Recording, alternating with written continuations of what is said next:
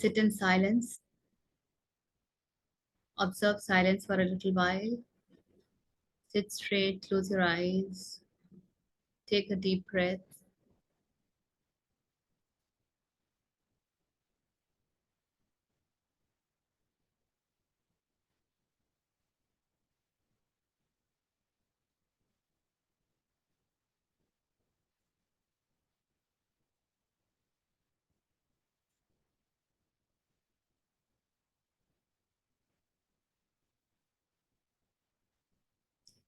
Get centered, get grounded.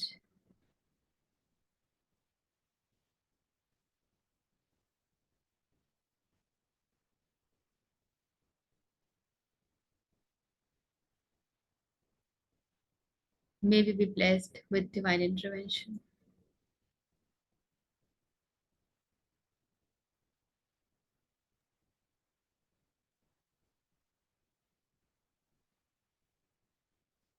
Namaste everyone. So, पिछले हफ्ते हमने अध्याय 8 शुरू किया. कहाँ तक किया था हमने? छठा श्लोक हो गया हम लोग का. चौथा श्लोक, पांचवा. छठा. आई थिंक 6 तक भी. हाँ, हमें 2 हफ्ते हो गए अध्याय 8 शुरू करने. पारुल जी के पास एक प्रश्न है. बोलिए पारुल जी. हाँ ऋचा जी, एक ये था कि पाप और पुण्य का क्या फंडामेंट है.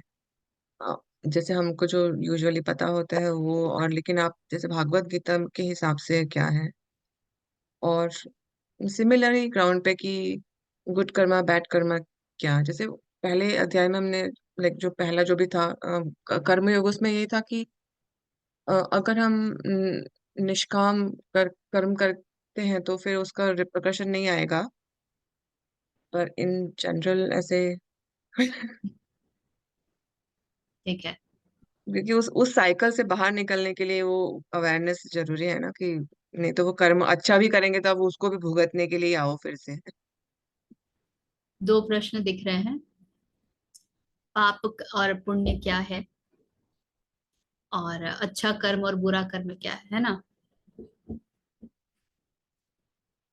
पाप और पुण्य को ना 2-3 तलों पर समझा जा सकता है. पहला तो ये कि जैसे ही आपने कोई कर्म किया, वो कर्म आपके लिए एक रेसिड्यू छोड़ता है या नहीं छोड़ता है. रेसिड्यू माने कुछ भी बैगेज. और वो रेसिड्यू तभी बचता है, अवशेष तभी बचता है, जब हमारे पास अहम भाव बचा होता है. यदि कार्य अहम भाव से हुआ है, चाहे वो इतना सा क्यों ना हो, जरा सा क्यों ना हो, किंतु यदि जरा भी अहम भाव है ना, तो उसके अवशेष अवश्य बचेंगे. अवशेष बचने का अर्थ है कि आपको याद रहेगा कि आपने वो किया था. आप कहीं पर उसको गिनोगे, उसकी चर्चा करोगे. So you will carry it with yourself.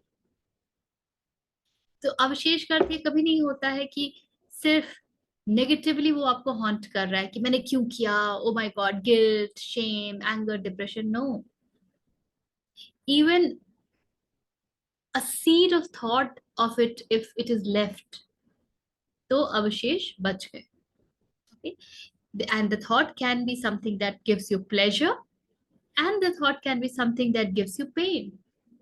तो आप द्वैत में ही रह गए, प्लेजर पेन डुअलिटी में रह गए. आपने उस विषय के बारे में सोचा और आपने आनंद उठाया सोच करके, और या फिर आपने उस विषय के बारे में सोचा और आपने कष्ट महसूस किया. तो अगर अवशेष रह गए हैं तो उस कर्म को पाप कर्म ही जानिए. ठीक है ना? अगर अवशेष रह गए हैं तो उस कर्म को पाप कर्म ही जानिए. और बिल्कुल ठीक उल्टा, यदि अवशेष नहीं रह गए हैं तो वो पुण्य कर्म है. तो इसको दूसरी दृष्टि से देखेंगे तो क्या होता है, हर वो कर्म जो आपको कृष्ण से दूर करता है वो पाप कर्म है, और हर वो कर्म जो आपको कृष्ण के नजदीक लेके जाता है वो पुण्य कर्म है। तो कैसे पता कि ये पुण्य कर्म है या पाप कर्म है? सीधे सीधे कर्म फल के सिद्धांत पे चले जाइए, कर्म योग के पास चले जाइए जो कृष्ण कहते हैं।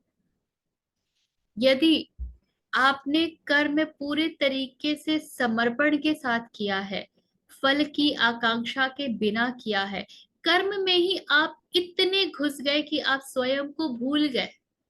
जब आप स्वयं को भूल गए तो फल की इच्छा करेगा कौन?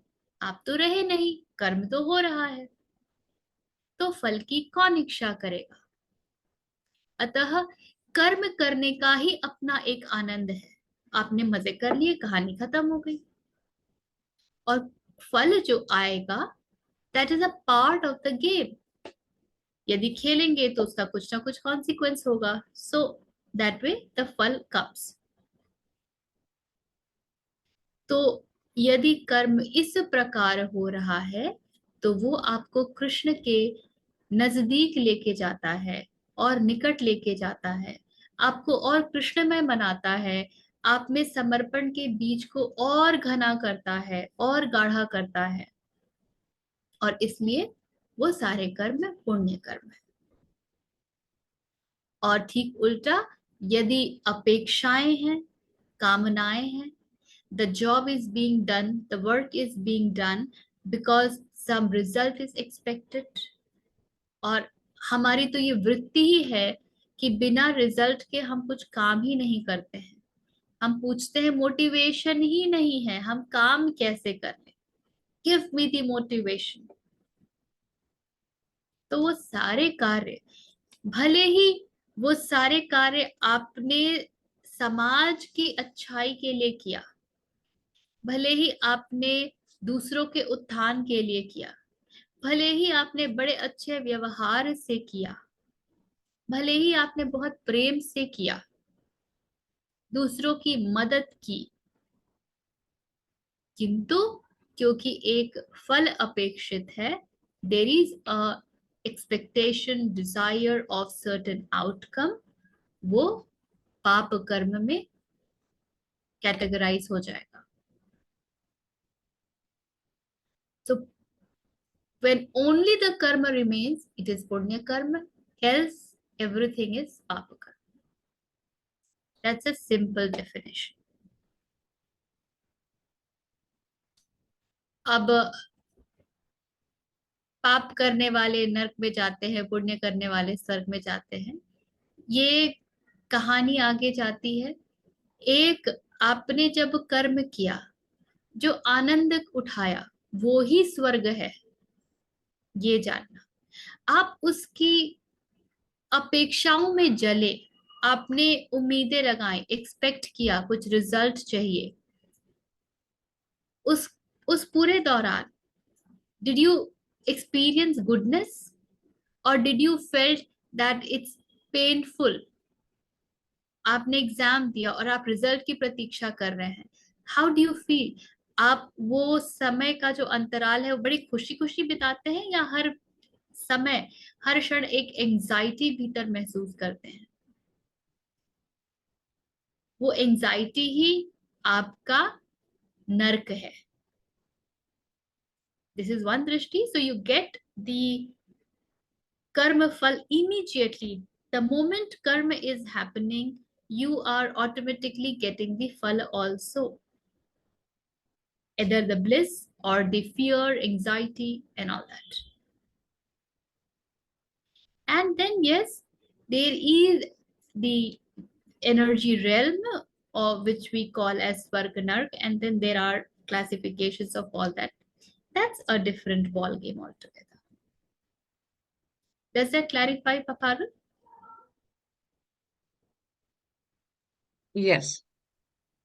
तो जो सबसे महत्वपूर्ण, and specially this is for you Parul, मैंने जितना आपको ऑब्जर्व किया है, मौन की तरफ बढ़ने का प्रयास कीजिए। जब बोलने की इच्छा होती है ना, Just hold for a second. Ask yourself, why am I speaking? What is it giving me when I say? Is there a need to say? That's very, very important. There is the need of little grounding. वो grounding आएगी, ठीक है ना?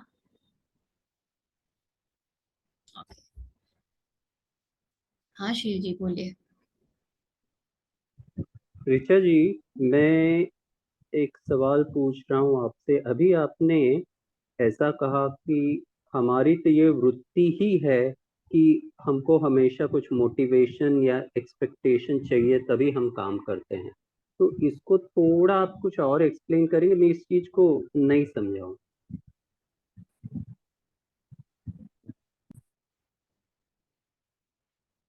बचपन से अपने ऊपर नजर डालिए, कभी भी कुछ किया है सिर्फ करने के लिए? रोए हैं क्योंकि भूख लगी है, अटेंशन चाहिए, भोजन चाहिए, अपनी इच्छा का खिलौना चाहिए। माँ बाप की बात को माना है क्योंकि पता है कि अगर उनकी बात नहीं मानेंगे तो भाई वही तो करता धरता है, who will feed me, who will take care of मी,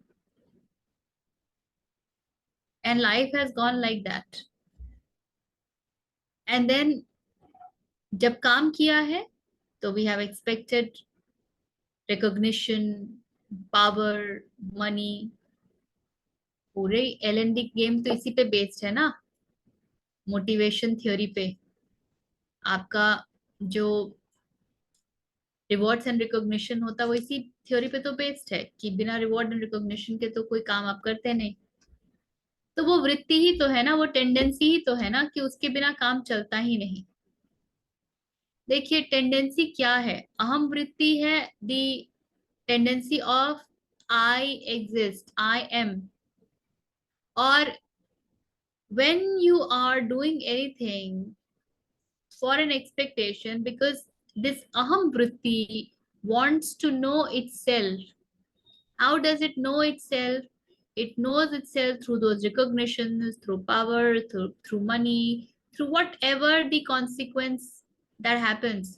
अच्छा हुआ तो अपने आप को लगता है मैंने अच्छा किया, अच्छा नहीं हुआ तो अपने आप को लगता है कि अरे मैंने गड़बड़ किया, आई डिड नॉट परफॉर्म वेल, मुझे नहीं आता है, आई am not skilled, I am an amateur. So what are you doing every time? The sense of I is getting stronger in any direction, चाहे वो आप victim ego की तरफ जाए या फिर आप pride की तरफ जाए। The sense of I is getting stronger. So the vritti is acting, ठीक है? हाँ जी, धन्यवाद। दूसरा प्रश्न मेरा है, देखिए हम पिछले सत्र में जब बात कर रहे थे तभी हम अधिदैव और अधियत्न के बारे में बात करते समय ऐसा उठा था कि हम जब अधिदैव को बोलते हैं तो उसका मतलब ये होता है कि हमारे जो चेतना के चार तल होते हैं, ठीक है?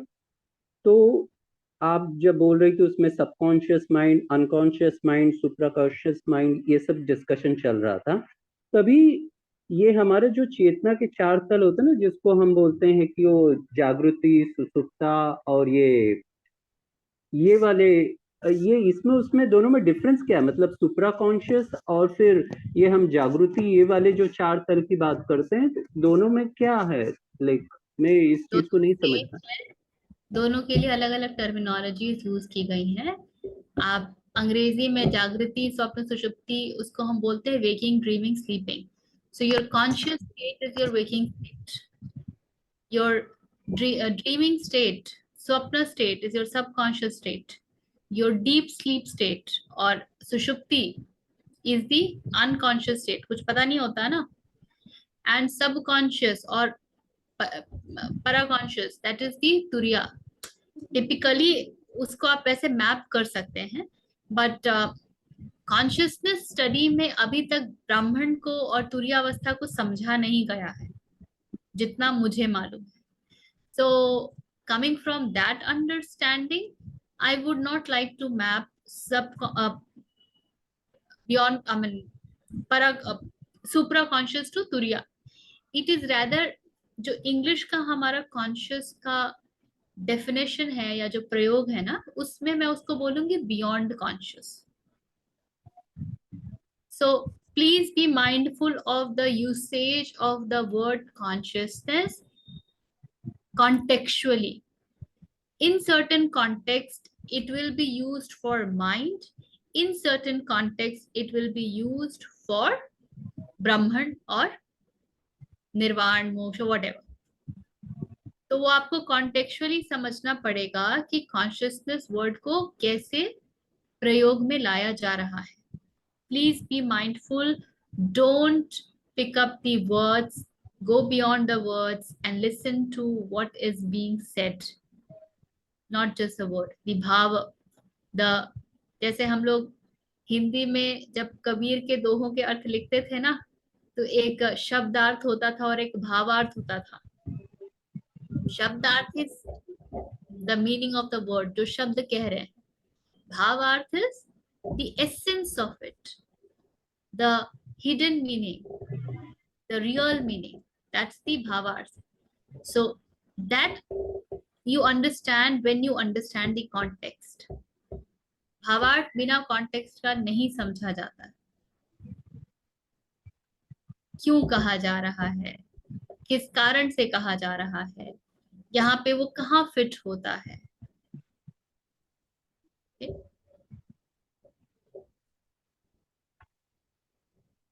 और एक सवाल ऋचा जी, मेरे को ये बताइए कि हम जब शारीरिक मृत्यु की तैयारी कैसे करें, इसमें जब डिस्कशन कर रहे थे लास्ट सत्र में, तो उसमें आप बोल रहे थे कि उच्च भाव का होना जरूरी है, लाइक ग्रेटिट्यूड की हम बात कर रहे थे, राइट? तो फिर जब आदमी अपने अंत समय में, ठीक है, देखिए कर्म तो हमेशा होता ही रहेगा, जब तक अहम है तब तक कर्म तो होगा ही.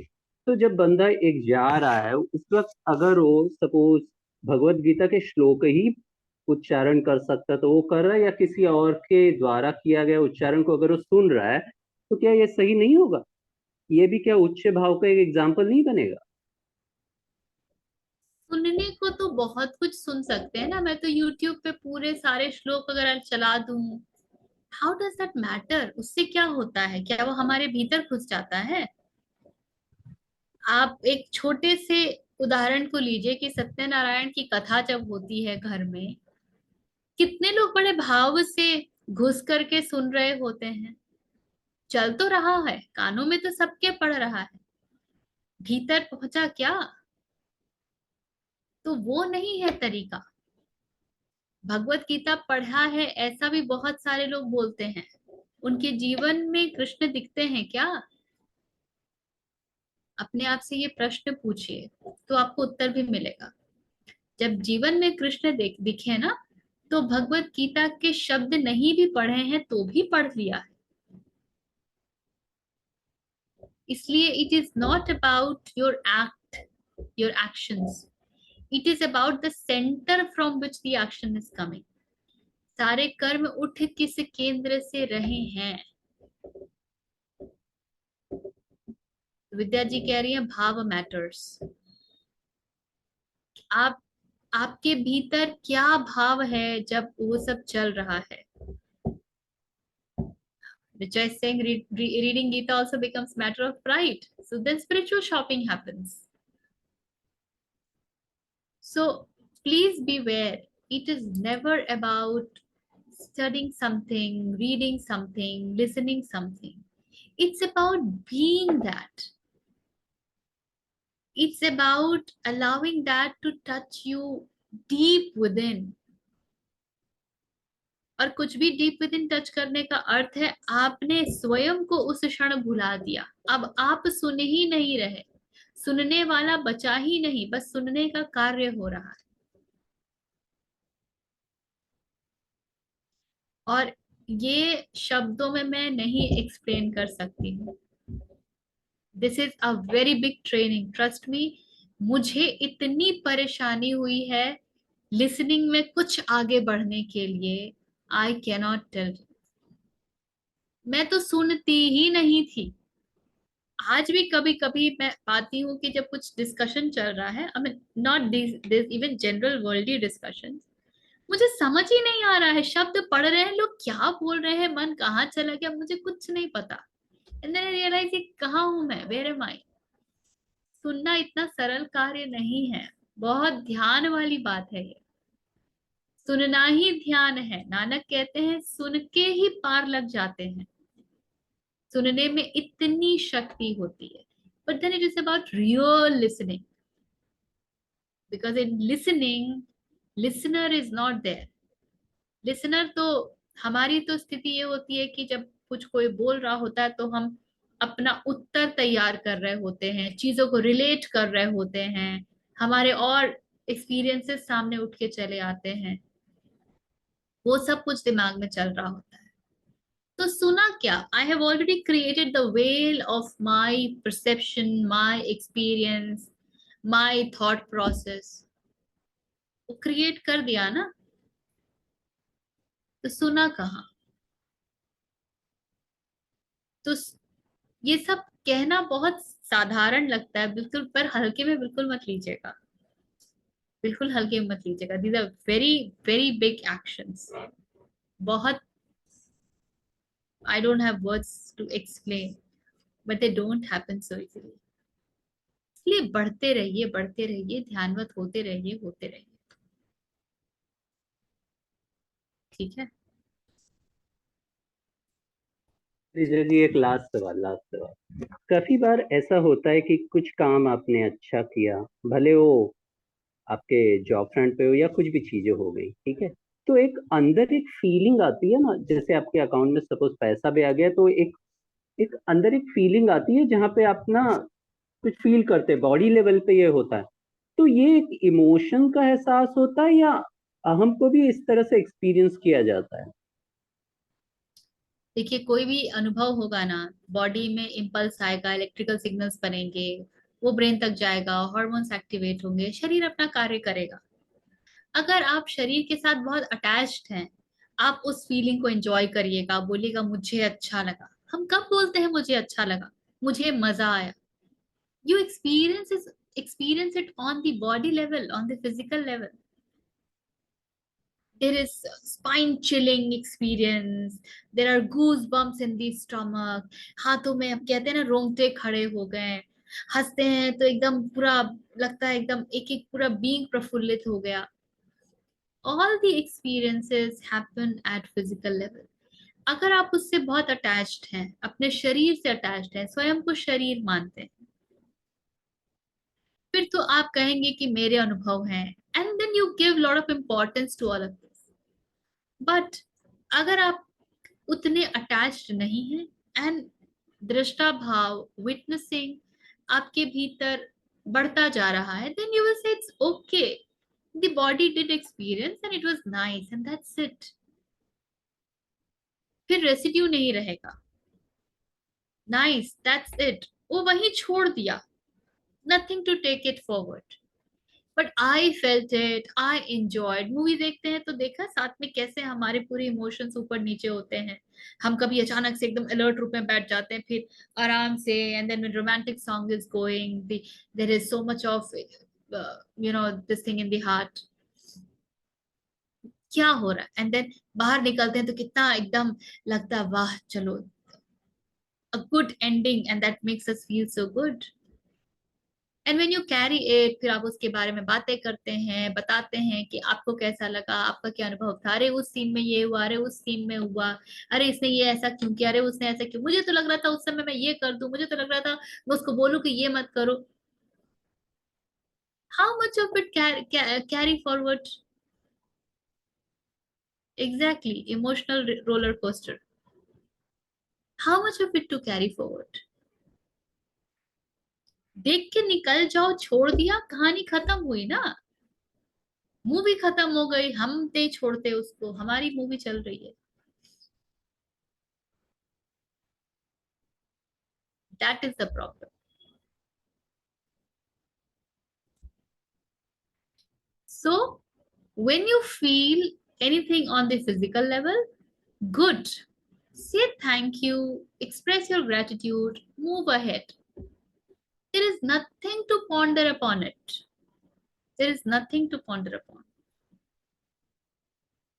जब आप आध्यात्मिक ध्यान में भी आगे बढ़ते हैं तो जो अनुभव होते हैं वो आप अपनी इनर आई से देखते हैं. And then people crave for the same experiences every time. And that is the pitfall, that is the trap. वही व्यक्ति फंसता है. And people are not able to go ahead. देखिए ना, एक बहुत छोटी सी बात है. आप अपने किसी बहुत पुराने मित्र से मिलते हैं तो आप क्या याद करते हैं? आप बोलते हैं हम बचपन में ऐसे थे. And you want to experience the same happiness meeting your friend. वही एक्सपेक्टेशन होती है कि नहीं होती है भीतर, कि मिलेंगे तो हम ऐसे थे वैसे थे, और उसके बारे में कितनी भतेरी बातें. और जब मिलते हैं और वो एक्सपीरियंस नहीं होता है तो एक डिसअपॉइंटमेंट होता है. हाँ, सोचे थे कि पुराने दिन याद करेंगे तो ऐसा होगा वैसा होगा, ऐसा कुछ हुआ ही नहीं. और जब होता है तो same experience repeated, so it was lot of fun meeting.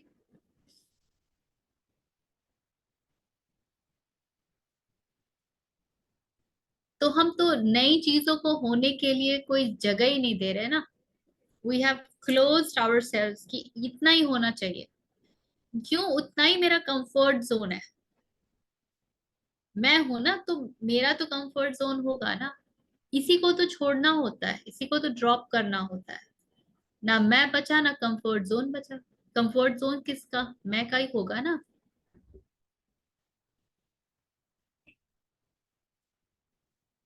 ठीक है, चलिए तो धन्यवाद प्रवेश. धन्यवाद. धन्यवाद. प्रवेश करते हैं. मैं फिर भूल गई. We did till 8th class, 7th class time. छठा किया हमने, छठा खत्म किया. ठीक, 7वें से अब पढ़ेंगे. आबा तो परीक्षा में. तस्मात् सर्वेषु कालेषु मामनुस्मरयुध्य च मय्यर्पितमनो बुद्धिर्मामे वैश्यस्य संशयम्. तस्मात् सर्वेषु कालाषु, therefore in all times, माम अनुस्मर युद्ध च, मुझे याद करो. अनुस्मर इज रिमेंबर मी. युद्ध च एंड डू द युद्ध. मयि अर्पित मनः बुद्धि मम एव, मुझ में अर्पित कर दो. Devoted to me, surrendered to me. What? मन, बुद्धि, your mind and your intellect. मम एव, टू मी, certainly. एष्यसि असंशय, you shall attain without doubt. Therefore, at all times, constantly remember me and fight. With mind and intellect surrendered to me, you shall surely come to me without doubt. Krishna हमें पहले बता रहे थे कि मृत्यु के समय में, जो शरीर की मृत्यु है उस समय में, जिस भी प्रकार के भाव हमारे भीतर होंगे हम उसी गति को प्राप्त करेंगे. तो यदि कृष्ण गति चाहिए तो कृष्ण उस वक्त हमारे पूरे ध्यान में, हमारे भाव में होने चाहिए. और अब आगे कहते हैं, at all times constantly remember me, हर क्षण मुझे याद करो. अब हमारी स्थिति तो ऐसी है कि यदि हम कहते हैं हर क्षण मुझे याद करो, तो उसके पहले मैं हिंदी वाला पढ़ लेती हूँ. इसलिए हे अर्जुन, तू सब समय में निरंतर मेरा स्मरण कर और युद्ध भी कर. इस प्रकार मुझ में अर्पण किए हुए मन बुद्धि से युक्त होकर तो निसंदेह मुझको ही प्राप्त होगा। सो हम तो कहेंगे कांस्टेंट रिमेम्बरेंस का क्या मतलब है, हम सारा काम छोड़ करके कृष्ण भक्ति में लग जाएं, कृष्ण कृष्ण कृष्ण, क्योंकि हम तो जब कोई काम करते हैं तो कृष्ण याद ही नहीं रहते, तो क्या करें, ऑफिस ना जाएं, खाना ना बनाएं, जीवन ना देखें, क्या करें। इसलिए कृष्ण कह रहे हैं आगे कि मुझे स्मरण कर और युद्ध भी कर। तो स्मरण ऐसा हो जाना चाहिए कि अब हर कार्य कृष्ण के लिए है, तो फिर कृष्ण को स्मरण करने की क्या आवश्यकता। ये तो शब्दों का, वो कहते हैं कि शब्द इतने अधूरे होते हैं, कृष्ण के पास भी यही अधूरे शब्द हैं व्यक्त करने के लिए। And so he is saying that remember me, he has no words to say that ये रिमेम्बरेंस की धारा जो है ना सतत बहनी चाहिए पीछे। हम कुछ भी करें तो कृष्ण सेंटर से करें, आत्म केंद्र से करें, not my centre, not ego centre. And he saying युद्ध कर। तो जीवन में जो भी कार्य हैं वो तो करना ही है, और जीवन हमारे लिए युद्ध ही होता है, क्योंकि हम हर क्षण अपनी वृत्तियों से लड़ रहे होते हैं। हमको बाहरी किसी से नहीं लड़ना। और आप ये जान जाइए, आपको बाहर में जो जो लोग मिलते हैं ना, जिनसे कि आप लड़ रहे होते हैं, आपको लगता है कि अरे भगवान इसको मैं कैसे संभालूं, हे प्रभु इसको कुछ बुद्धि दो, कुछ सबुद्धि सुबुद्धि दो, वो दरअसल आपका ही प्रतिबिंब है। Had you not been stuck in that tendency, you will not find such people, or even if such people appear, because you do not have that tendency, that behavior of theirs will never trouble you. Getting this point? थोड़ा सा मैं नहीं समझा ऋचा जी, कोई example देंगे तो better होगा। थोड़ा सा ट्रिकी हो सकता है।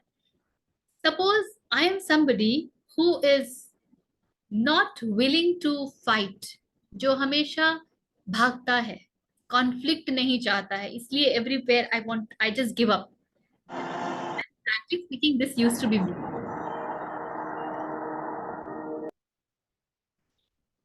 तो हर जगह भागता है, तो मुझे वही परिस्थितियां मिलेंगी जहां मुझे कॉन्फ्लिक्ट को फेस करना ही पड़ेगा, क्योंकि जिस क्षण मेरे भीतर से कॉन्फ्लिक्ट से भागने की वृत्ति खत्म हो जाएगी ना, वो सामने की परिस्थिति मुझे कॉन्फ्लिक्ट वाली लगेगी ही नहीं, क्योंकि मैं आराम से उसको डील कर पाऊंगी। Because the tendency to run away from conflict is no more there, so I can easily deal that. And till the time that tendency remains in me, that event will be a big problem for me. पहाड़ जैसा लगेगा। इसी को कबीर कहते हैं, निंदक near राखिए आंगन कुटी छवाए, बिन पानी साबुन बिना निर्मल करे सुहाए। ऐसा नहीं है कि जो निंदक है, जो दिन रात मेरे लिए सरकास्टिक बातें कह रहा है, मेरी त्रुटियां निकाल रहा है, वो किसी भी रूप में परिवर्तित हो जाएगा। नहीं, मेरी दृष्टि उस व्यक्ति के लिए परिवर्तित हो जाएगी। पहले उसकी बातें मुझे चुभ जाती थी, मुझे हर्ट करती थी, my ego used to be devastated, I used to be devastated, पर अब मैं उस पर हंस देती हूँ, मुझे उसकी बातें बुरी लगती ही नहीं है। इट्स ओके, बोल दो। So what has happened? Has that person changed? No. Something within me has changed. वही है निर्मल करे सुहाए। The person has not done anything externally, but something within me has changed. And so I have become easygoing. I have become very sahaj, saral. So the external situation, my Reiki master is very ruthless with you on this Richa. ये जो है ना, देख किधर है, what are you holding, go inside, catch that. वो ये मेरा टास्क हमेशा चलता रहता है। There were times I used to get so irritated when she would say, you are reflecting that।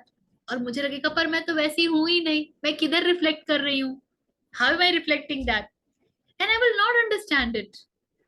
मुझे बहुत क्रोध आता था, लेकिन आई फील सो ब्लेस्ड कि कुछ जगह है जहां पर ना मैं प्रश्न उत्तर नहीं करती हूँ। Whatever she has said to me, it's a commandment, so I have to go inside, irrespective of the fact I want or I do not want. I have to be in Chintan Manan.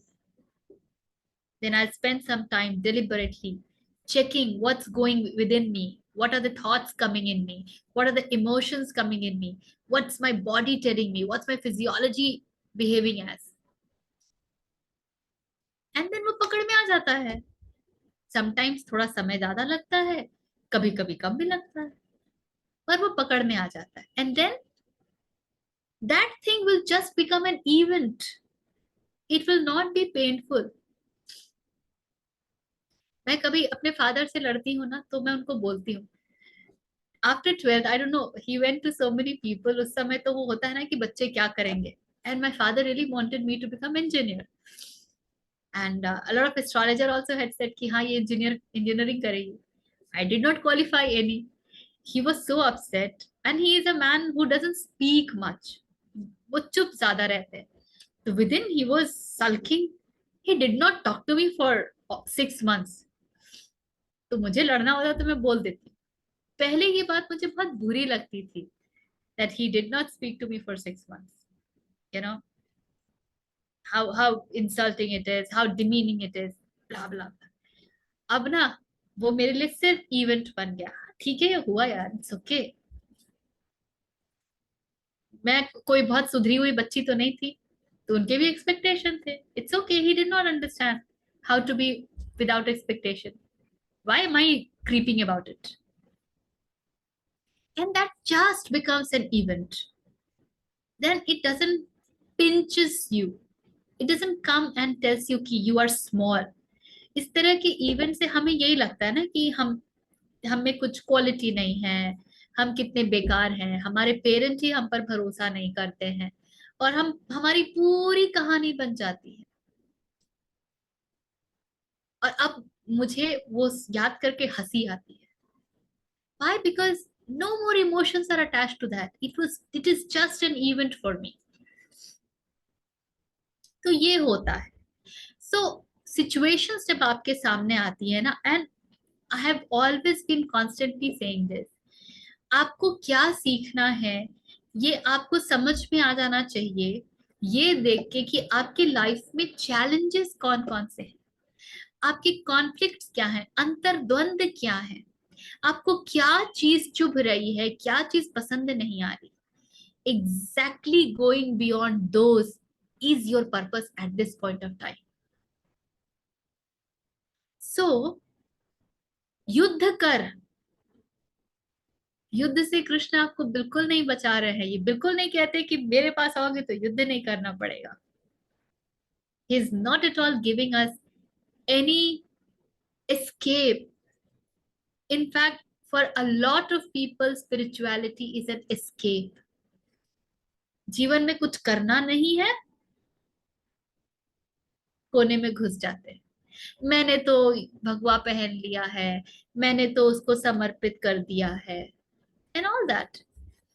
लेकिन आप उनके being में एक जरा भी तेज नहीं देखेंगे, समर्पण का आनंद उनमें कहीं नहीं दिखेगा।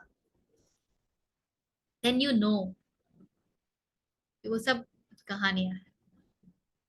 Very recently I went to a society to talk about reiki, because I am on the awareness free. भाई जिसको सीखना है वो तो बात की बात है, पहले जान तो लो कि कुछ होता है।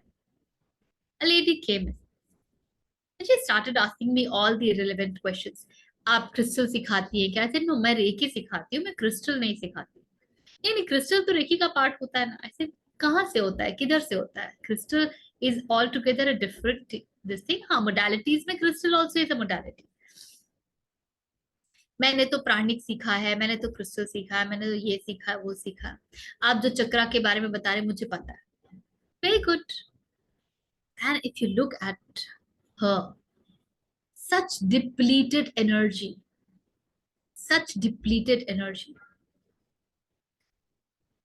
And it was such a small meet. I could not express why are you so depleted in your energy. But that's what happens. That's what happens when you use these for escape mechanism. मुझे आता बहुत कुछ है, पर मेरे जीवन में तो कुछ भी नहीं दिखता। और जब तक जीवन में नहीं दिखता है ना, तब तक ये सब it may be slow that you are getting it, थोड़ी गति धीमी है, लेकिन बढ़ तो रहे हैं। ये जरूरी है, ये बहुत जरूरी है। So he said, at all times constantly remember me and fight. And how do you remember Krishna? So he also tells that, क्योंकि हमारे लिए तो माला पकड़ लिया, घुमा रहे हैं, मन कहीं है, कुछ एक्सपेक्टेशन है। यार मैं तो रोज 4 माला करती हूँ, पर कुछ होता ही नहीं। So he says how you should remember him. He says, with mind and intellect surrendered to me. Why? Intellect always stuck in logic. तर्क वितर्क, हर चीज के लिए तर्क कुतर्क वितर्क चलता रहेगा। हर चीज के लिए कारण चाहिए, रीजनिंग चाहिए, रैशनल चाहिए। A lot only when happens in life, जिसकी रैशनैलिटी आप समझ नहीं पाते हैं, that you start to accept something as bigger power. मैं बोलती हूँ, people don't even get into learning Reiki etc. till the time there are troubles. जब तक शरीर में इतने रोग नहीं हो गए हैं, and modern medicine has not given up कि भाई आपको लाइफ टाइम ये खाते रहना पड़ेगा, या आपको ये you have to go through all this painful process, and still you know the side effects are so many etc etc. So you are almost on the verge of giving up. तब तक लोग अपने ऊपर कोई कार्य करना ही नहीं चाहते। Why? Because mind, जिसमें अहम वृत्ति है, that is constantly chattering. मुझे क्या उचित लगता है, मेरी नॉलेज में क्या अच्छा है। एंड इंटेलेक्ट जो पूरे समय तर्क वितर्क कर रहा है। और मन जिसमें अहम वृत्ति है, वो कैसे चलती है? मुझे क्या पसंद है, मुझे क्या नापसंद है। What I like, what I feel aligned with, what I feel harmonious with, what I don't like, what I don't feel aligned, I don't feel aligned with, etc etc. So मन ऐसे चल रहा है और बुद्धि काट रही है। तो कृष्ण कहते हैं, इन दोनों को सरेंडर करो and then remember me. So in a way, surrendering mind and intellect is remembering Krishna. समर्पण ही स्मरण करना है।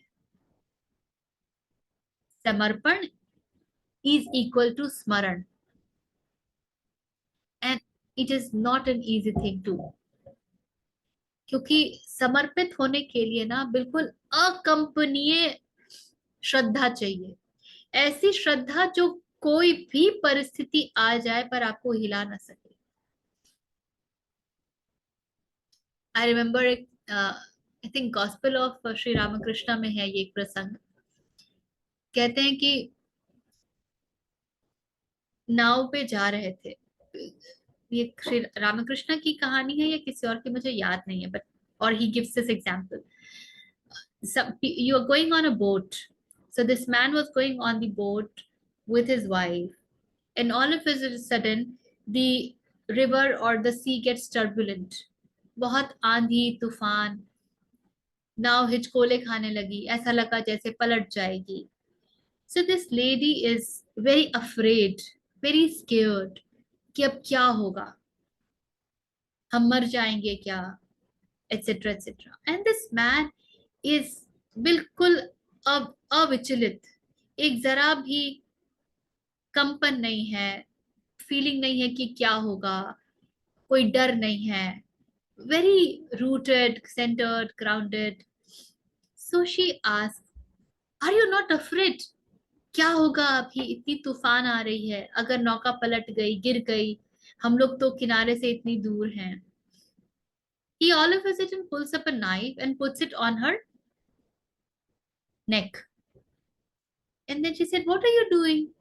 He said, तुम्हारे गर्दन पर चाकू रखा है, तुम्हें डर नहीं लग रहा, किसी किसी क्षण उड़ा दिया मैंने तो. She looks at him and says, तुम ऐसा थोड़ी करोगे. And she just pushes the hands away. He says, how could you be so sure that I will not do something like this? She says, because I trust you, I know you will not do it. Then he says, I also trust Krishna, and he will not do anything which is not right for me. He's not saying that the boat cannot turn off. He's saying he will not do anything that is not right for me. वैसी श्रद्धा चाहिए होती है समर्पण के लिए.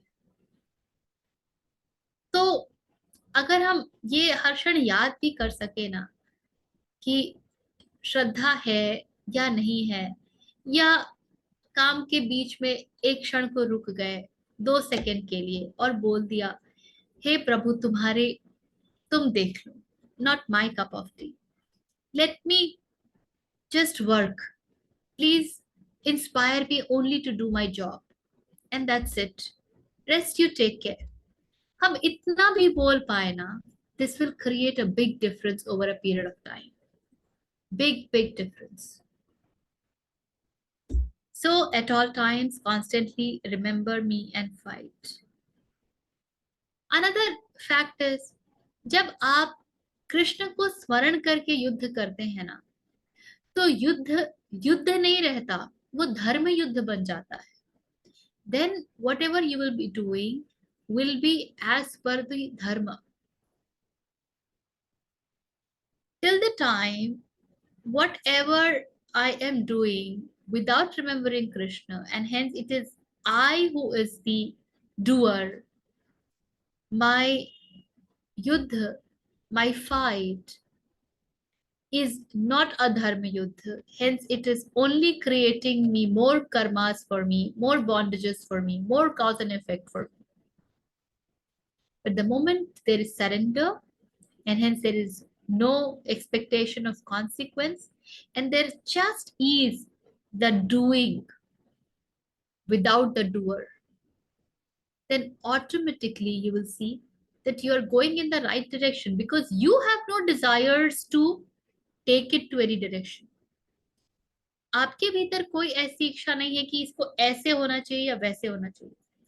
मुझे अगर कक्षा में पढ़ाना है तो मैं ईमानदारी से पढ़ाऊंगी, सब बच्चे और बच्चों पर ध्यान भी दूंगी, जो नहीं सीख पा रहे हैं उनसे भी चेक करूंगी, जो सीख पा रहे हैं उनसे भी चेक करूंगी. पर मेरी ऐसी कोई मंशा नहीं है कि मैंने क्लास लिया तो तुमको समझ कैसे नहीं आया, या पता नहीं मैं कैसा क्लास ले रही हूँ, बच्चों को समझ ही नहीं आ रहा है, या वाह मैंने क्या क्लास लिया, बच्चे को क्या समझ में आया. None of it is happening. आप यदि कार्यालय में कार्य कर भी रहे हैं, whatever it may be, you're just doing the job as per the requirement. Slowly and gradually you will see the nature of your job will change the way you relate with it. और ये होगा. Trust existence. हम जैसे हैं हमको वैसा ही कार्य भी मिल जाता है. Trust it. सो स्मरण के साथ युद्ध युद्ध नहीं रहता, धर्म युद्ध बन जाता है। ठीक है,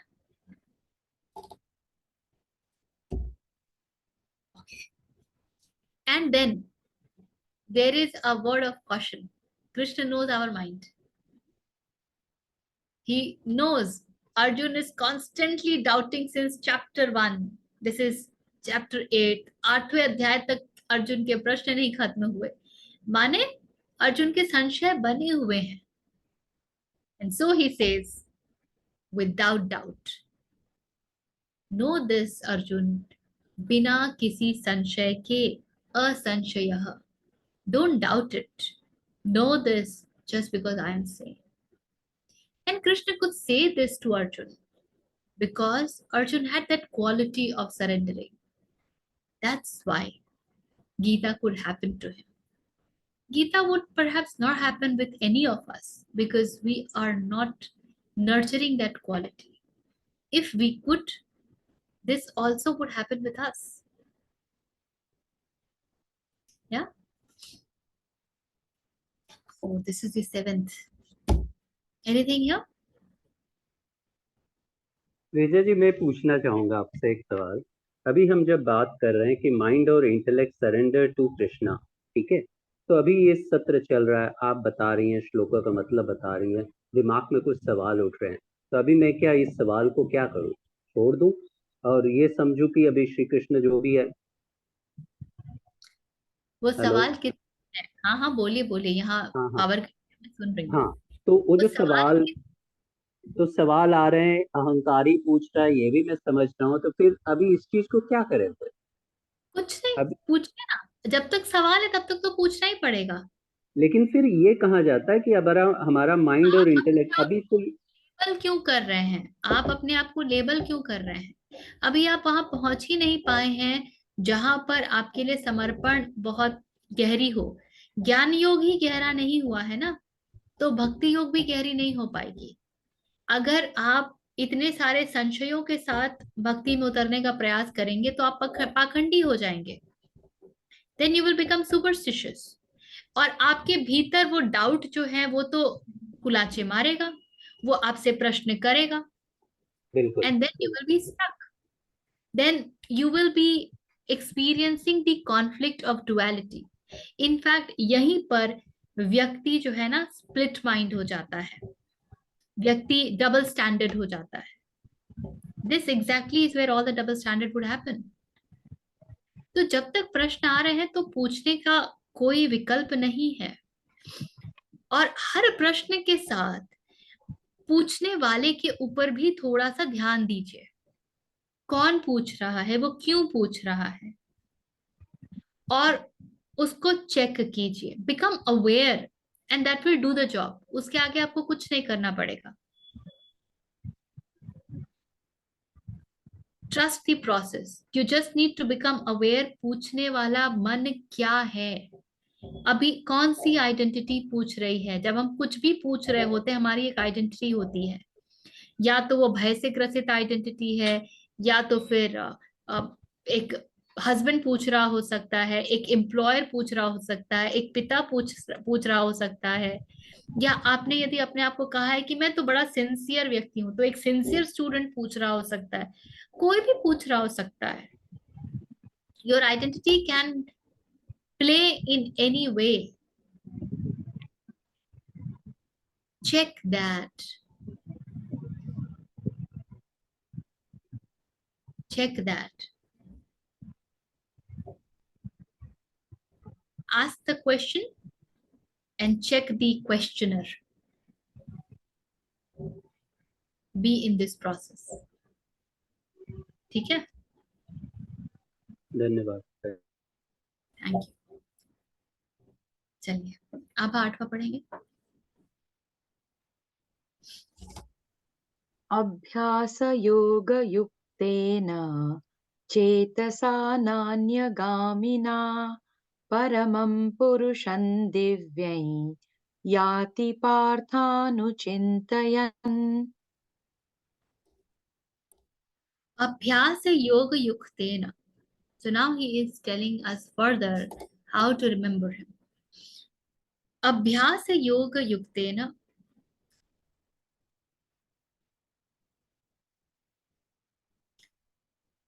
योग के अभ्यास से युक्त चेतसा न अन्य गामिना, चेतसा is by the mind, न अन्य गामिना. What kind of mind? The mind that does not go anywhere else. Param Purusham Divyam. Param is the divine, the super, supreme. So the supreme divine Purusha, Param Purusha, Yati Partha Anuchintayan. Yati is attaining, one attains. Partha Krishna Arjun को कह रहे हैं. अनुचिंतयन, चिंतयति का अर्थ होता है सोचना. सो यहाँ पर he means constant remembrance. So with the mind not moving towards anything else, by practice of yoga and dwelling onto the supreme Divya Purusham, supreme Param Purusham, O son of Pritha, one attains by constant remembrance. And one attains what? One attains me.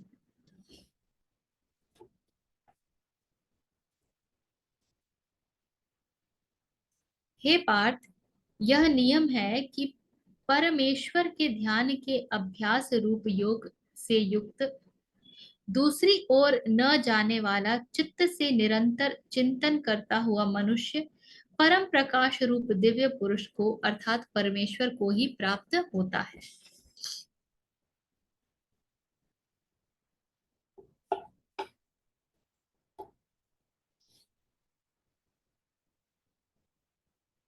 दो तीन चीजें. Mind not moving towards anything else. तो मन का काम ही है घूमना फिरना. मन इतना तेज घूमता है कि जो हमारे यहाँ कवि होते हैं उनके लिए कहते हैं जहां न पहुंचे रवि वहां पहुंचे कवि. क्योंकि मन इतना घूमने को चला गया है कि सूर्य के प्रकाश वहां तक ना पहुंच पाए, किंतु कवि की कल्पना, और कल्पना का इंस्ट्रूमेंट क्या है? माइंड, मन, वहां तक बड़े आराम से पहुंच जाती है. ऐसा मन जो इतना चंचल है, कृष्ण कह रहे हैं not moving towards anything else, by and ध्यान योग में उन्होंने अच्छे से हमको समझाया है कैसे ध्यान करना है. What is the technique, the practice of meditation? So he says by practice of yoga and dwelling on to the supreme Divya Purusha. So what should be the object of meditation? Supreme Param Purusha. And when somebody does so, one attains me by constant remembrance. So he's further telling us the way to live, because the way we are going to live, exactly the same way we will be dying or leaving the body. And that's how our further journey will move ahead. इससे क्या है देखने लायक?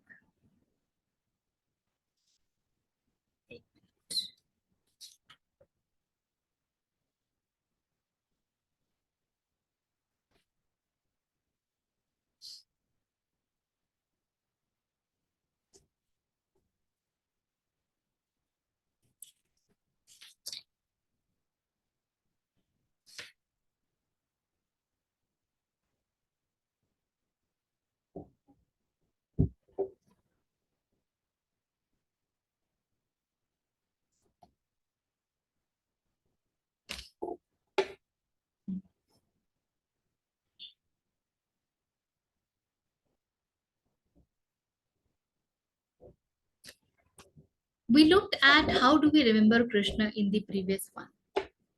So conscious remembrance is something that becomes part of the very being. जप करने में ना जो advanced practice होती है उसमें एक शब्द आता है अजपा जप. So even if you are not chanting, yet your being is chanting. स्वामी राम के लिए एक बहुत ही it's a very known anecdote. कहते हैं कि कोई व्यक्ति गया था स्वामी राम की कुटिया में. रात में राम राम बिल्कुल सतत ध्वनि आ रही थी. तो वो व्यक्ति चौंका कि ये ध्वनि कहाँ से आ रही है. Where is this coming from? What thought? अंदर तो कोई कुछ बोल ही नहीं रहा है, स्वामी जी तो सो रहे हैं, मुख भी बंद है, तो ध्वनि कहाँ से आ रही है. So he went out of the cottage. कुटिया से बाहर गया तो जितना कुटिया से दूर जाता ध्वनि उतनी धीमी होती जाती, क्षीण होती जाती. The sound volume would go down. कुटिया के नजदीक आए, ध्वनि तीव्र हो जाए. So he realized after some checking, thorough checking, that the sound is coming from the being of Swami Rama. वो जो ध्वनि थी वो उनके बीइंग से ही आ रही थी, as if every cell of his is saying Ram Ram Ram. That becomes our status when we move into constant remembrance. और ये बहुत प्रसिद्ध एनेक्डोट है, आपको शायद कई जगह सुनने को मिल जाएगा. That's the status of constant remembrance. So it doesn't obstruct us from doing our job in the world. संसार में जो कुछ भी हमें करने की आवश्यकता है उससे ये हमको दूर नहीं करता है.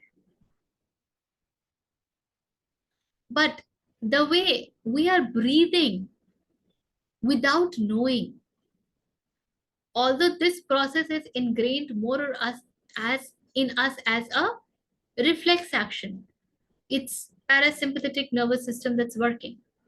हमको पता ही नहीं, अगर हमको मालूम होता तो शायद हम सांस लेना भी भूल जाते, कि हमको तो याद ही नहीं रहता कि सांस लेना होता है. पर शास्त्र आपको इसी का उदाहरण देंगे. I was pondering upon this and one thing that came to my mind was कि यदि सतत कॉन्शियस रिमेम्बरेंस, और इसके लिए कुछ पद्धतियां बहुत महत्वपूर्ण हैं. जैसे आप सोने से पूर्व किस भाव के साथ सोते हैं. सोना भी जो है ना शारीरिक मृत्यु से भिन्न नहीं है. जैसे मृत्यु के क्षण आप जिस भाव के साथ शरीर से बाहर जाते हैं उसी भाव के साथ आपकी आगे की यात्रा शुरू होती है, और अगला आरंभ अगले शरीर में भी उसी भाव से होता है, उसी स्थान से होता है. चक्रों की भाषा में बोले तो जिस चक्र से हम बाहर जाते हैं उसी चक्र से हम दूसरे शरीर में भी प्रविष्ट होते हैं और वहीं से हमारी यात्रा शुरू होती है. ठीक उसी प्रकार जब हम सोते हैं ना तो हम जिस भाव के साथ सोते हैं उसी वो ही भाव हमारे भीतर निरंतर चल रहा होता है निद्रा में. हमें उसका कुछ पता नहीं होता है. But this is also used as manifestation tool, that what you desire you think at that point of time. Slowly and gradually your subconscious will become very strong with that and then it will manifest for you. तो आप कैसे भाव के साथ सो रहे हैं, निद्रा में जा रहे हैं, और उसी भाव के साथ आप देखेंगे कि आपकी आंखें खुल भी रही हैं, आप उठ भी रहे हैं. So these are certain techniques which helps you to move into a zone of constant remembrance. Okay, so that's advanced form of Yoga Nidra is what Vidya is saying. Yoga Nidra is also, it moves on the similar lines. Now, when I was pondering upon it, it just struck me, क्या मीरा ने कभी संसार छोड़ा था? There are two aspects to it. One, Meera ने कभी संसार त्यागा नहीं था इसके लिए कि उन्हें कृष्ण को याद रखना है। वो जब विवाह के पश्चात राजपूताना रानी बनकर महल में गई, वहां भी कृष्ण वैसे ही थे उनके साथ। वो कृष्ण में उतनी ही मगन थी। उस मगन होने के कारण जो रानी वाला कार्य है वो ऑटोमेटिकली ही छूट रहा था। धीरे धीरे सब कुछ छूटता गया और वो महल से सड़कों पर आ गई। She never resisted. What was more important was Krishna. Did she give up the societal life? It might look like, but she never had to deliberately give it up. The way event happened, that automatically moved out of her life. क्या कबीर या रामकृष्ण परमहंस उन्होंने अपना सामाजिक जीवन छोड़ दिया था? क्या कबीर कपड़ा नहीं बुनते थे क्योंकि उन्हें निर्गुण राम मिल गए थे? या रामकृष्ण परमहंस जब माँ काली की इतनी आराधना करते थे and he was one with Kali, तो क्या उन्होंने अब जो उनका सामाजिक जीवन था, इन द सेंस अपनी पत्नी को, माँ शारदा को, क्या उन्होंने त्याग दिया था? Did he say that no, I am into brahmacharya, I am not, no more grihastha, I will not have you as my wife? Did he do anything of that sort? वो मंदिर के पुजारी थे और अपने कार्य में उसी प्रकार सदा मग्न रहे। The second thing is, when Krishna says not moving towards anything else, also to understand is परम पुरुष तो कृष्ण के अलावा कोई है ही नहीं। And a very interesting prasang of Meera talks about this. कहते हैं कि वृंदावन के किसी मंदिर में मीरा जाना चाहती थी। उन्होंने पुजारी को संदेश भिजवाया। उस मंदिर में स्त्रियों का आना वर्जित था। पुजारी ने उनको भिजवाया कि मैं आपको इस मंदिर में आने की अनुमति नहीं दे सकता हूं क्योंकि यहाँ स्त्रियों का आना वर्जित है। पता है मीरा ने उनको क्या संदेश भेजा? फिर मीरा ने भेजा, मुझे तो लगता था कि इस संसार में कृष्ण के अलावा कोई और पुरुष है ही नहीं। मुझे नहीं पता था कि और भी पुरुष है। So the pujari was talking about the gender purush and Meera is talking about the param purush. ये सुनते ही वो पुजारी बहुत लज्जित हुआ और मीरा को बहुत प्रेम से और पूरे सम्मान के साथ बुलाया, मंदिर में प्रविष्ट कराया, पूजा आराधना करवाई वगैरह वगैरह। So if the mind is moving towards anything else, then know that the mind is not focused on the Param Purush. That's why the mind must not move towards anything else. And when you are in constant remembrance of that, of the Supreme, and you do not remember anything else, you just perform everything that is needed in the world as a duty or whatever, but with the backdrop of Krishna. Then you attain him, as Krishna is saying. ठीक है? क्या जी, मैं एक सवाल पूछना चाहता हूँ आपसे। अभी आपने जो एग्जाम्पल दिया कि वो जो पंडित था वो लज्जित हुआ, मैं इस चीज को नहीं समझा। कृष्ण हाँ परम चैतन्य उनकी बात कर रहे थे, फिर बाद में ये जेंडर की बात आई, तो ये क्या चीज है? पुरुष शब्द जो है ना वो परम के लिए ही प्रयोग किया जाता है। हमने पिछली बार भी देखा था ना, पुरुष का अर्थ ये होता है, पुर कहते हैं नगरी को, उसमें रहने वाले को पुरुष कहते हैं। नगरी क्या है? ये हमारा शरीर। इसके भीतर जो आत्मा है, जो आत्मन है, जो ब्रह्मन है, उसको पुरुष कहते हैं। सांख्य योग में भी प्रकृति पुरुष में आप जाएंगे तो पुरुष एक ही है, चैतन्य रूप, और शेष सारा मैनिफेस्टेशन प्रकृति है। तो जेंडर वाइज जिनको हम पुरुष कहते हैं, मेल कहते हैं, वो भी प्रकृति ही है। दे आर नॉट परम पुरुष। परम पुरुष इज वन, सो पुरुष मीन्स परम पुरुष। तो जब कृष्ण ने जब मीरा ने यह कहलाया कि मैं तो समझती थी कि पुरुष सिर्फ एक ही, अगेन कॉन्टेक्स्ट इज इंपॉर्टेंट। अब आई writing word play, context for every word. जब मीरा कहती है कि पुरुष तो सिर्फ एक ही है, तो शी इज टॉकिंग अबाउट परम पुरुष। She is not talking about the male gender. But पुजारी के मन में तो मेल जेंडर के लिए बड़ा आदर सम्मान है। परम पुरुष पुरुष गए भाड़ में। हम सब प्रकृति हैं और इसलिए हम सबको परम पुरुष की आराधना का, उनको उन पे समर्पित होने का पूर्ण अधिकार है और बराबर का अधिकार है। बट पुजारी would not remember this. He said पुरुष are not allowed, I mean only पुरुष आर अलाउड, स्त्री are not allowed. So then Meera says that this, I thought there is only one Purush, which is Krishna. Rest everybody is Prakriti. So that's what he meant. ठीक है, धन्यवाद। आज यहीं पर विराम देंगे। अगला जो श्लोक है 9 और 10 दोनों को साथ में ही लेना होगा, और अगले शुक्रवार हम नहीं मिलेंगे। I am not in town, going out for a day for some reason. Anything from here?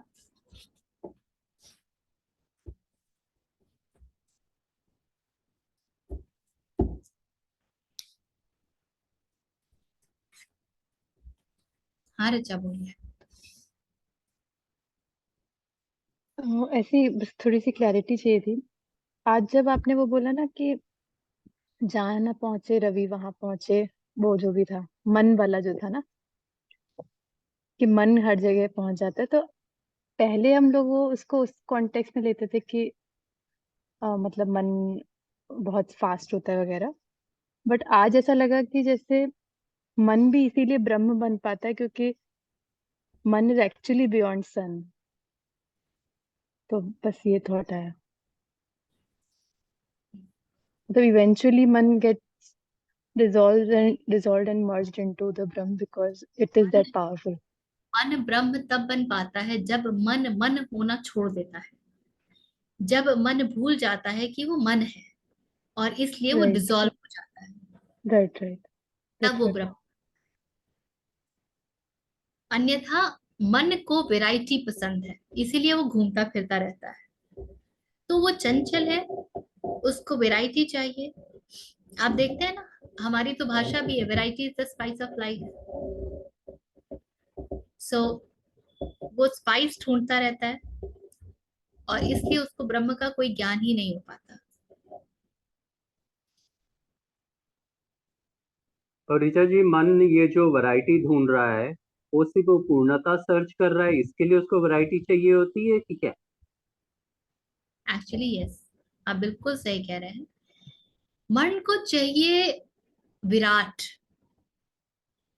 मन को चाहिए विराट, किंतु उसको विराट का कोई अर्थ ही नहीं पता। मन कैन नॉट कॉग्नाइज विराट ना। मन जो स्वयं छोटा है, शुद्र है, फाइनाइट है, वो इनफाइनाइट को कैसे समझेगा? तो वो ढूंढता रहता है और इस चक्कर में वो अलग अलग चीजों तक जाता रहता है। इसीलिए इनफैक्ट साधना की आवश्यकता भी इसलिए पड़ती है कि मन विराट के सामने डिसॉल्व भी हो पाए ना, उसके लिए मन को तैयार होना पड़ता है। जैसे कृष्ण ने अर्जुन को दिव्य दृष्टि दी कि देखो मेरा, आगे देखेंगे, और कृष्ण और अर्जुन घबरा गए। हे प्रभु, आप अपने रूप में वापस आइए, मेरी आंखें आपके इस रूप को झेल नहीं पाएंगी, पा रही हैं। इतना तेज होता है. So one has to become that strong, prepared, ready for dissolution to know Virat. और क्योंकि उसको पता नहीं होता है, और ये ना अंडर करेंट्स में चलता है, ये मन के लिए कोई बहुत कॉन्शियस अवेयर बात नहीं है कि मन उसको ही ढूंढ रहा है. मन को नहीं पता. मन को बस एक टेस्ट पता है, एक एसेंस पता है, और वो इस एसेंस के लिए इधर उधर घूमता रहता है. उसको ये नहीं पता कस्तूरी कुंडल बसे, मृग ढूंढे बन माही. तो वो ढूंढ रहा है. अब कोई मन को जरा बताए समझाए, तो फिर कृष्ण को गीता कहनी पड़ती है, बताना पड़ता है, कर्म सही करो, धर्म से कर्म करो, ध्यान करो, भक्ति करो.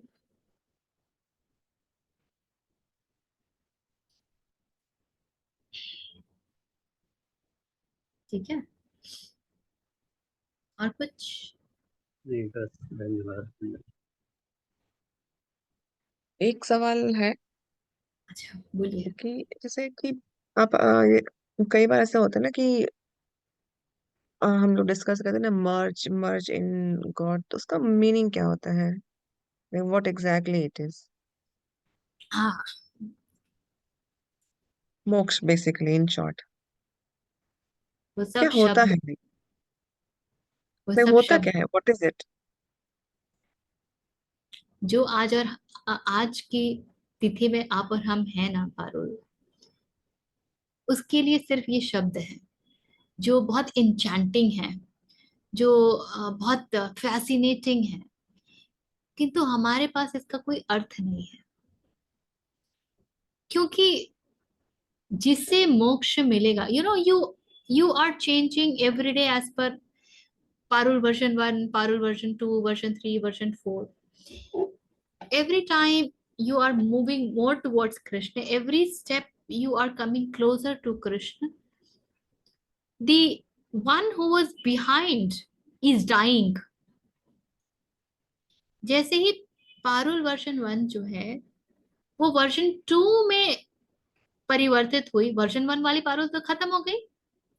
अब वर्जन 1 वाली पारुल यदि ये पूछे कि वर्जन 2 होना कैसा होता है, तो क्या उसको कभी समझ आएगा? ये तो वर्जन 2 वाली पारुल को ही पता होगा कि वर्जन 2 होना क्या है. इसीलिए क्योंकि हमको मोटिवेशन चाहिए, और क्योंकि हमको इतना तो पता ही है कि मन भीतर से खिन्न है, कष्ट में है, द्वंद में है, दुखी है, और उसको ये भी पता है कि आनंदित होने का उपाय है, आनंदित होने की पूर्ण संभावना है, उसको ये पता है. मन सदा, आप देखिए ना, हमारे तो मूवीज के प्लॉट में होता है, रावण की क्या इच्छा थी कि वो कभी मरे ही ना, अमर हो जाए. हर व्यक्ति की यही इच्छा होती है ना. इसीलिए तो हम यश के पीछे भागते हैं. हमको लगता है यश रहेगा तो हम मर जाएंगे किंतु नाम तो रहेगा. इसीलिए हम संतानोत्पत्ति करते हैं. हम मर जाएंगे किंतु हमारी संतान के नाम से हम जाने जाएंगे. इसीलिए सारा पावर गेम होता है, पैसा होता है. Why? Because there is something that knows that eternity is our nature. लेकिन इटर्निटी प्राप्त कैसे हो ये नहीं पता. इसीलिए उल्टी पुल्टी दिशा हम ढूंढते रहते हैं. तो कहीं तो एक सूक्ष्म रूप से हम सबको मालूम है, क्योंकि अंततः तो हम भी उसके ही अभिव्यक्ति है ना. We are manifestation of that only.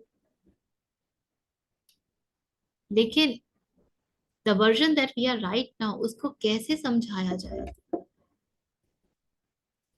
What if it is to be that? इसलिए उस दिशा में बढ़ते रहिए, किसी दिन जान भी जाइएगा. क्योंकि कभी कभी होता है ना, कई लोगों को नहीं चाहिए होता है ना वो तत्व, कहीं ना कहीं फियर रहता है कि या मैं ही खत्म हो गया, थिंग्स लाइक दैट। रहता है, बिल्कुल रहता है। स्वयं का तो खत्म होने का डर बहुत बड़ा है, बहुत सो बड़ा मीन्स है। खत्म, लेकिन यहाँ पे ना एक दूसरा भी है कि वो एनर्जी के हिसाब से है ना, कि energy can not be created और डिस्ट्रॉयड। तो जैसे इसको मैं ऐसे समझती हूँ, तो जो कभी खत्म नहीं हो सकता वो अब डिसॉल्व होके लाइक क्या होगा उसका, like I I have genuine like question है ये ये। ब्रह्मांड जो है ना, ये एनर्जी के बियॉन्ड है, जब एनर्जी भी नहीं था।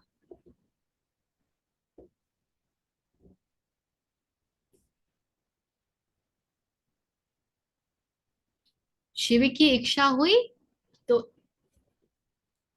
ऊर्जा बनी, ऊर्जा बनी तो आकाश आया, आकाश आया, उसके बाद कहानी चालू। तो even when we talk of energy, energy is matter only, और कुछ नहीं है ना। आप एनर्जी को नाप तो सकते ही हैं। फाइनर the instrument, फाइनर energy can be measured. नापते हैं ना हम लोग, फ्रीक्वेंसीज नापते हैं, वेवलेंथ नापते हैं, नापते हैं ना। तो एनर्जी हम्म। को भी तो हमने नाप ही लिया। तो जिसको नाप लिया वो तो फाइनाइट हो गया, वो तो मैटर हो गया। तभी तो एनर्जी के लिए फाइनाइट ई स्क्वायर बन गया ना। तो तो means then we will not come back in the cycle, but still we will be somewhere ना, जैसे because it cannot be destroyed like। Destruction की तो बात ही नहीं है ना। समथिंग विल हैपन, उतना ही जान जाओ, उधर आगे बढ़ो बस। अभी मन बहुत सारे ऐसे प्रश्न पूछेगा। बुद्ध जो है ना, कुछ 7 या 11 प्रश्न थे जिनको पूछने से उन्होंने बिल्कुल मना कर दिया था, उसके उत्तर वो देते ही नहीं थे। उसमें एक था, ईश्वर क्या है। यही सब के चक्कर में बुद्ध ने निर्वाण को कॉइन किया। निर्वाण का अर्थ होता है बुझ जाना। तुम रहे ही नहीं, प्रश्न क्या पूछोगे कि तुम कहाँ गए, नहीं गए, तुम्हारा क्या हुआ, ब्रह्मत्व को प्राप्त हुए, तुम रहे नहीं, तुम खत्म। Nirvana is nivritti. You are done with, you are no more, because you are an identity. You can be identity at a higher level, पर हो तो आइडेंटिटी ही ना।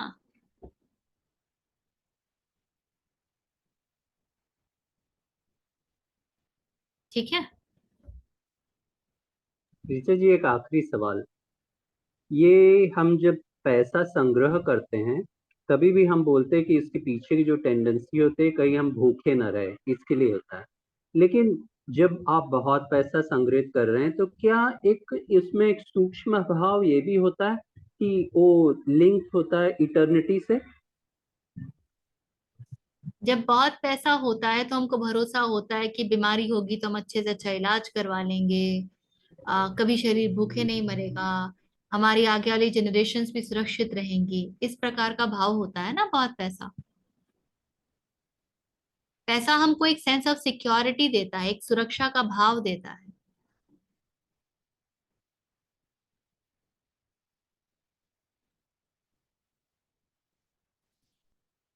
ठीक है, मेरे को लगा सिर्फ उसमें भूखे ना रहे वही सिर्फ प्राइम में होता है, ऐसा नहीं है, बाकी सारे फैक्टर्स भी उसमें आते हैं। नीचे वही है, वो सबके नीचे अंडरलाइन करंट वही है।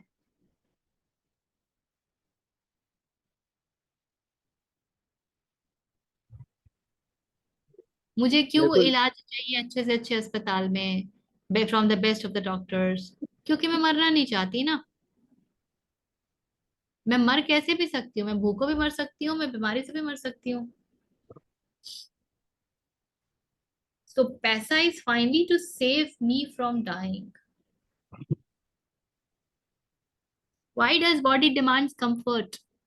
क्योंकि कहता है कि मैं सूर्य में धूप में जाऊंगा तो गल जाऊंगा। So survival is at stake ना।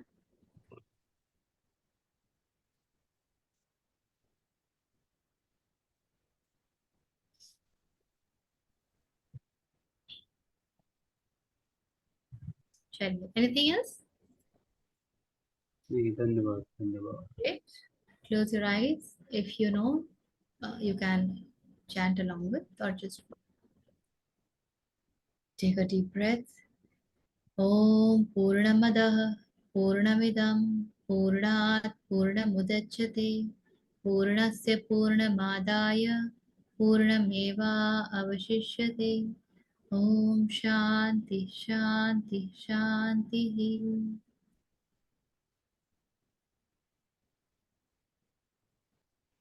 Shri Krishna.